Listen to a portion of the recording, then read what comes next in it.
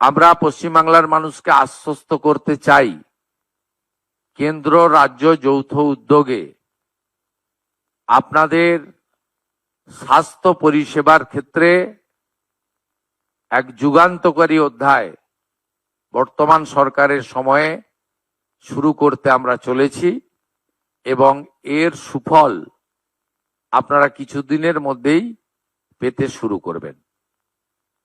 আমি মাননীয় মন্ত্রীকে আজকে অনুরোধ করেছি,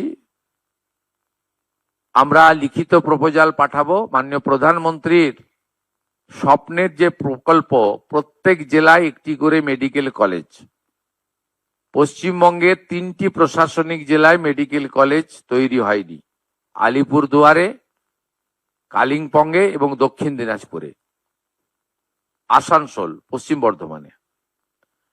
এই 4টি জেলায় হয়নি।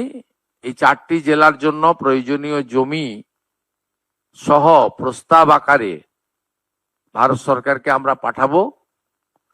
আর উত্তরবঙ্গের এইমসের জন্য আমরা প্রস্তাব ওখানকার এমএলএ এমপিদের সঙ্গে কথা বলে দ্রুততার সঙ্গে ভারত সরকারের কাছে পাঠাবো, এটা আমি উল্লেখ করেছি।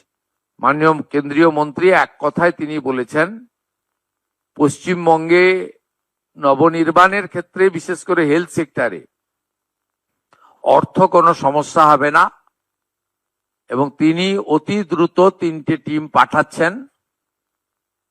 ভারত সরকার এবং বিভিন্ন WHO সহ যে হেলথ সেক্টরে বিশেষ বিশেষ কার্যক্রমগুলো চলছে সেই ব্যাপারে আমাদের একেবারে BMOH স্তরে ব্রিফ করার জন্য এবং CMOH বা রাজ্য স্তরে বা বিভিন্ন আমাদের স্পেশাল যে হসপিটালগুলি রয়েছে সেই হসপিটালের স্পেশালিস্ট ডক্টর বাবুদের নিয়ে একটি শর্ট ডিউরেশনে ইন হাউস ট্রেনিং দেওয়ার জন্য তারা 3টে টিম পাঠাবেন।